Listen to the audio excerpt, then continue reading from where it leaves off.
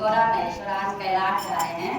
ये जब आए थे हफ्ते दिन तक मायके रहते हैं। हमारे गौरा मैया जब मैं अपना साल में एक बार तब बहुत फुल महोत्सव हूँ। जैसे हमने तीन तरह खेल लगे, किस्म किस्म का खेल, गान, डांस, धमो दूसरा गिरगिर माता क्या खेल खेले हमने, क्या नहीं खेले, वही गौरा माता मायके आए थे करती थी, वही हमने किया।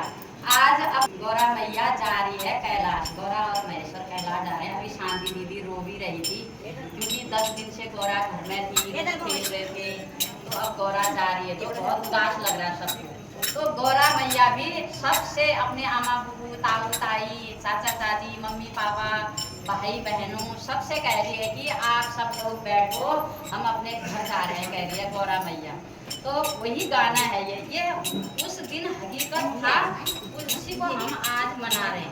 ये हकीकत वाला गाना है। कोई आ रही है, गौरा कह रही है कि हम जा रहे हैं करके।